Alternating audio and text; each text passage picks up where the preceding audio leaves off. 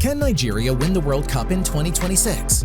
Yes, I know it sounds far-fetched, but stay with me here as there is some method to the madness of that statement. The president of the Confederation of African Football, CAF, recently declared that Nigeria can win the World Cup. And while many Nigerians ridiculed this because of the disappointing way the Super Eagles crashed out at the last Nations Cup and lost to Ghana in the African qualifiers for Qatar 2022, but maybe we should take this declaration more seriously and dig into why this could actually be a possibility. Nigeria's best set of players was without a doubt the 1994 set that underperformed at the USA 94 World Cup. So why did Nigeria, a team that ranked number 5 in the world before the World Cup, underperform at USA 94? Despite the less than favorable officiating that have not favored African teams over the years, self-belief may have been relatively low when it came to vital moments in a game, a factor that has usually made African teams fall short when self-belief was required. For players that hadn't played amongst the level of players they have to face at the World Cup on a regular basis, as well as playing in the intimidating atmosphere of European stadia, self-doubt is likely to creep in, at least in the past. Presently, the situation has changed for many African teams, with Nigeria presently possessing players that grew up in the diaspora and play with the best players, coaches, and leagues on a regular basis through its development years. Maybe a quest towards winning in 2026 is not far-fetched after all, at least on the basis of self-belief not being a limiting factor. At present, Nigeria has one of the most underwhelming leagues in Africa with calamitous underfunding, corruption, and maladministration. So this has made it imperative for players to leave the league at the first opportunity abroad, no matter how unfavorable the terms of the contract they receive is. Also, the penchant for Nigeria to win at all costs at youth level has made it common for agents to the youth teams to look for smaller, less burly players that they can claim are a few years younger. This has starved the pipeline of more physically built players, exposing the smaller players to opportunities outside the country for growth in the better development systems of foreign leagues. So, what is required for a nation to win the World Cup? Usually, it requires the emergence of a great generation of players with unlimited potential. It also requires having a special player with the right stature, skill level, and intelligence that can easily beat players and can lift any team beyond average to heights that exceed usual levels. Nigeria presently has a wide pool of players that have played for other countries at youth level and potentially could be convinced to play for the Super Eagles. If anything can be learned from Morocco's run in Qatar by putting the right structure in place, this is possible. If the country's FA can get its act together and possibly hire a very competent coach, this quest becomes easier. So let's look at some of Nigeria's players that could comprise a good first 11 in preparation for the next World Cup, comprising existing players and players still eligible to play for Nigeria. Not to knock any of the existing players, but these are the players we think will be at the right age and can take Nigeria closer towards that goal of possibly winning the World Cup in 2026. Strikers. Victor Osimhen, Napoli, has the right size, self-belief, and amount of physicality to his game. Perhaps Africa's best striker at the moment and by the next World Cup, with Salah fast getting past his prime. He also may be that player that can lift the Nigerian team to a higher level, as can be seen from his contribution to forward play and pressing beyond the usual responsibility of scoring goals. For him to flourish, however, a good supporting cast and competent midfield is very critical. Terem Moffi, Lorient. Right size and physicality. Consistent top performer in the French league, presently competing for the top scorer in the league with the likes of Mbappe. Competent replacement for Osimhen or as a support striker. Alternatives: Odion Igalo, Cyril Dessers, Sadiq Umar, Taiwo Awoniyi, Kelechi Iheanacho, and Paul Onuachu are also competent alternatives, so Nigeria has a plethora of options in this area. Wide forwards. Noni Madueke, PSV. A creative, physically strong left-footed midfielder, very technical, a good dribbler with the ability to easily beat his man, score goals, or deliver the needed pass. Able to read situations, get to the right positions, and be in the right place. Played for England at youth level and still eligible to play for Nigeria. Could be big for Nigeria as a right-sided forward. Carney Chukwuemeka, Chelsea. Very technical central midfielder that can be deployed on the left side of midfield attack. Powerful runner who has a rare blend of exceptional close control, intelligent movement off the ball, and the ability to evade an opposition press with his great dribbling abilities. Played for England at youth level but eligible to play for Nigeria, England, and Austria. Michael Olise, Crystal Palace. Very skilled midfielder who has been used effectively as a right-sided forward at Crystal Palace. Has a good eye for the pass and cross and is a good finisher of the ball when the need arises. Played for England at youth level and also eligible to play for France and Algeria. If Nigeria can get him to commit to play for the Super Eagles, he could also be a force for them at the World Cup on the right. Alternatives. Joe Aribo, Southampton. He is usually deployed in the middle but has the versatility that could make him a viable option on the right side. He has the ability to beat his man at will and the right physical stature. Also, Ademola Lookman, Samuel Chukwueze, Chidera Ejuke, Abraham Marcus, Yurasor, and Moses Simon are all available options for Nigeria as wide forwards. But due to their diminutiveness and speed, they would be better options as substitutes deployed when the opponent has tired out. Instead, David Okereke, Emmanuel Dennis, and Paul Mukairo should probably take priority as alternatives. Midfielders. This is the area where Nigeria is a bit limited. However, there are options which the country has not explored. Eberiche Eze, Crystal Palace. Physically strong and very skillful midfielder, beats his man with ease and able to provide that killer pass when needed. Also a good finisher of the ball and was a prolific finisher at youth level. Played for England but eligible to play for Nigeria.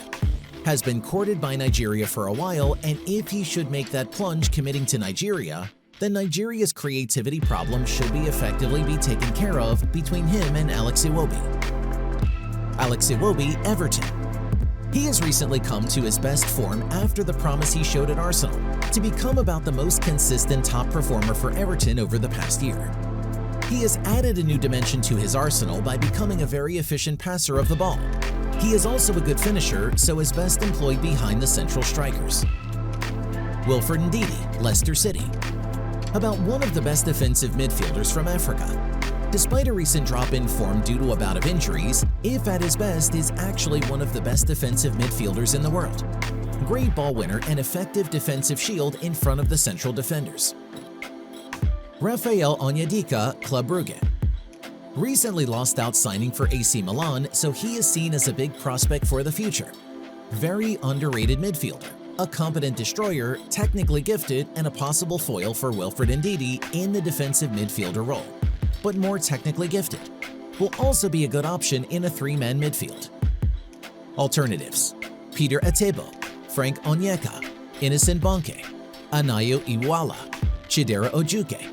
All viable options but a bit limited physically as against what is required for a more dominant performance in midfield.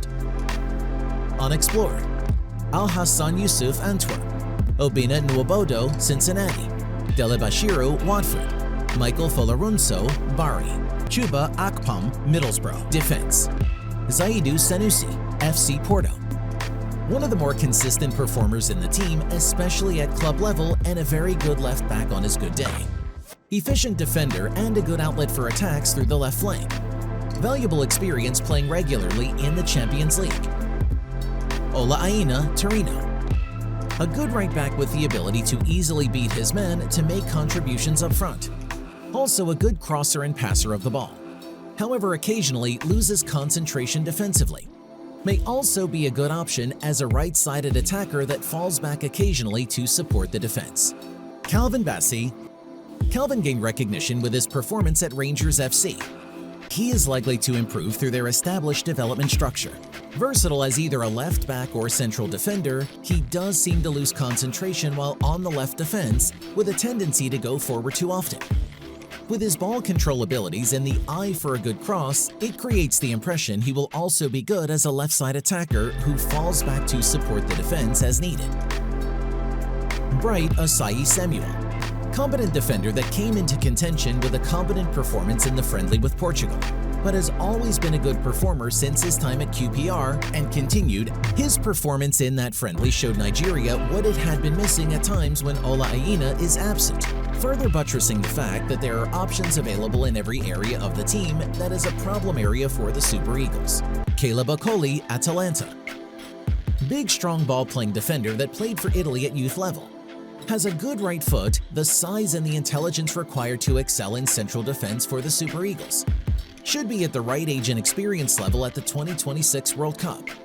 Could be the solution for Nigeria at the heart of defense if he can be convinced to play for the Super Eagles.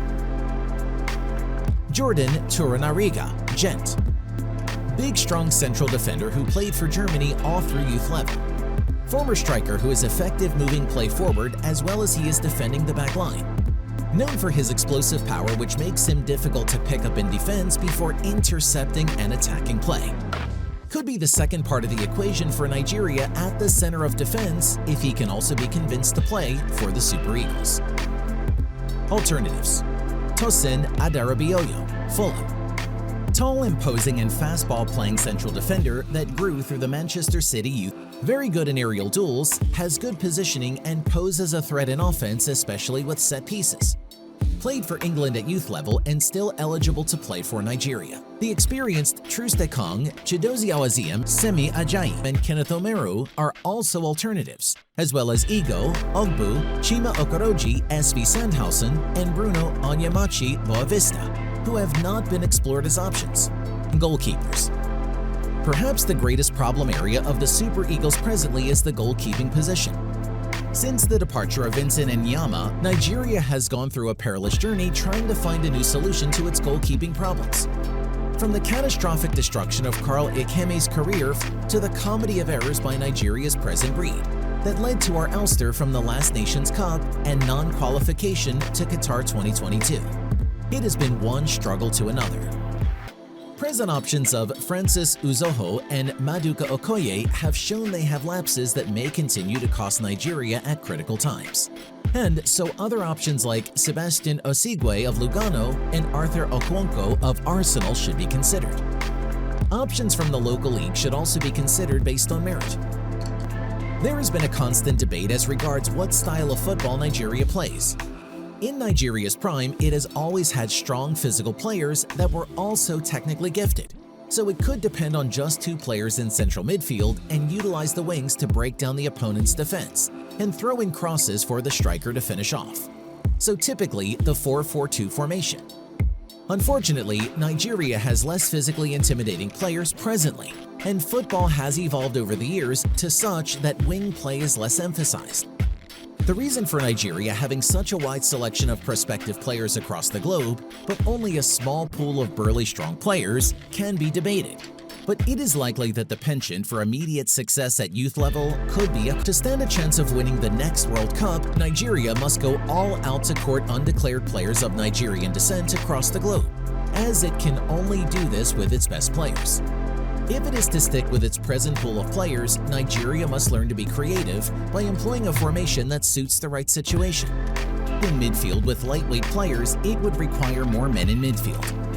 If playing a strong team that plays high possession football, it is likely a midfield of Alex Iwobi in front of two defending players would be more effective. Consequently, the Nigerian team will have to play one striker in that situation, which Victor Osimhen is able to handle. If Nigeria is able to get a strong midfielder like Eberichi Eze, then the two-man central midfield could then be more viable, and Nigeria can again explore the 4-4-2 formation and have a much better chance of pulling it off. Attacking 4-4-2.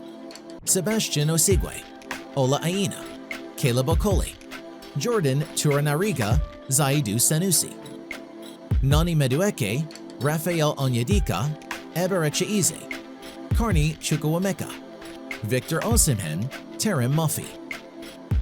Another option towards Nigeria achieving its goal is to explore the option of being a more defensive unit that hits hard on the counter-attacker. Morocco and Croatia's performance at Qatar 2022 buttresses this point.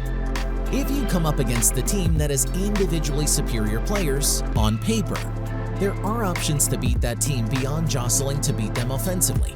They will punish you, as can be seen from Nigeria's naive strategy in a 4-0 loss to Portugal before the 2022 World Cup. Mourinho has shown time without number how effective a defensive strategy can be.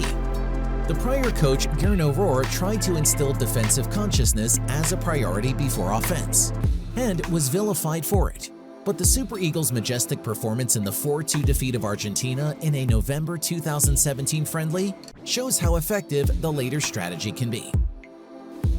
The option of playing Calvin Bassey as a left attacker in front of Zaidou Sanusi and Ola Aina as a right-sided attacker in front of Bright Osayi-Samuel, or having Calvin Bassey and Ola Aina as marauding wingbacks, with 3 central defenders in a 3-5-2 formation, could be a very effective strategy for Nigeria in an ultra-conservative approach. Ultra-conservative 3-5-2. Sebastian Osigwe, Caleb Okoli, Jordan Turanariga, Zaidou Sanusi, Ola Aina, Rafael Onyedika, Wilfred Ndidi, Calvin Bassey, Ebericha Eze or Alex, Victor Osimhen, Terry Moffi. A conservative approach of playing 2 defensive midfielders behind a central attacking midfielder and 3 attacking forwards can also be effective, and the 2 defensive approaches could be interchanged as needed. Conservative 4-3-3. Sebastian Osigwe, Bright Osayi-Samuel, Caleb Okoli, Jordan Turanariga, Zaidou Sanusi, Rafael Onyedika, Wilfred Ndidi, Ebericha Eze or Alex, Noni Madueke, Victor Osimhen, Carney Chukwuemeka. In summary, poor administration and corruption is a major factor denying Nigeria the ability to improve on its past achievements at the World Cup, and seem to be on a decline while every other African country seems to be improving and moving forward. Nigeria has to get its act in order and put in place a more organized structure that fosters success. Some of these possible measures include improving on the structure that elects the chairman and board of the FA. Higher standards must be built into the constitution of the FA, requiring higher qualifications and experience levels to be on the board. This can be done through the Senate or if the government with the political will puts this in place. This is the only way to undercut FIFA's policy of independence, which has ironically been a stumbling block to reform. The local league must be reorganized to make it more marketable for investment. Football is big business, and it is unfortunate that the country cannot take advantage of the population and love of football in the country to create a profitable environment for teams in the league. The FA must only deal with scouts with the qualifications and credibility to scout for players to create a system that thrives on merit and not the ability to pay to play. The same must go for the FA, as the case of Kylian Mbappe comes to mind, as the Cameroonian FA asked for money for him to play for the national team. This led to him playing for France, and the rest, they say, is history. Nigeria must put an end to the shabby treatment of players and coaches by paying player allowances and coach salaries when due, as this is the necessary minimum required for a team to have full concentration during tournaments. Better organization and credibility of the NFF is all that is required to get to the needed sponsorship, as there are many individuals and companies that are willing to take up if the minimum is in place. If these measures are put in place very quickly, then Nigeria may indeed have the chance to win the World Cup in 2026, and if not, at worst, in 2030. Please make comments as to whether you agree with our summation and suggestions, and if you have ideas on how the Super Eagles winning the World Cup in 2026 can become a reality. As the more noise we make about this, the more people will get to see this, and maybe some of our suggestions may move the people that are required to make this a reality. Also, if you like this video, please click on like and subscribe to the channel so we can make more of these type of videos, and we can all contribute to making Nigeria with it could be with our words, demands, and actions. See you in the next video.